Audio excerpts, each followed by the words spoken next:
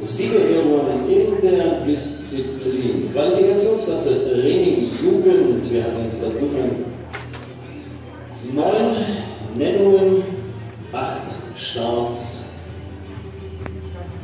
und 5 Platzierte.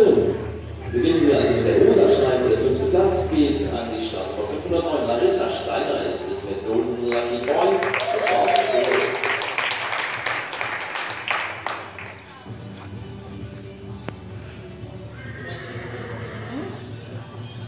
Vierter Platz, weiße Schleife für John Wisser mit Happy Smarty Wiz.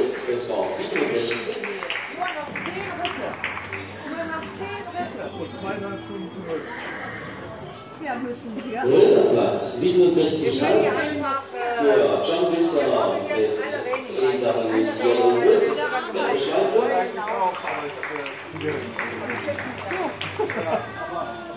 Rote Schleife, 2. Platz für einen Score von 68,5 an John Wisser mit Nobody Take It Easy.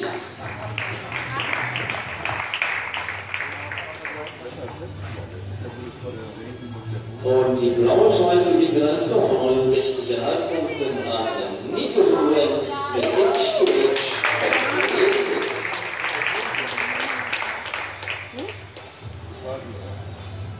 So, dann haben wir noch einen Allround-Jacket zu ehren.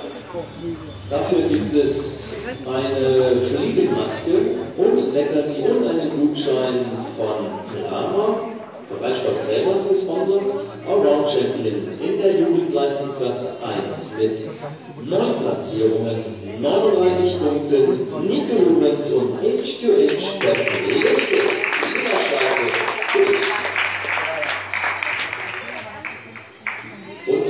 Champion. Herzlichen Glückwunsch, Mieke, und noch einmal einen kräftigen Applaus für Siegerin und Platzierte.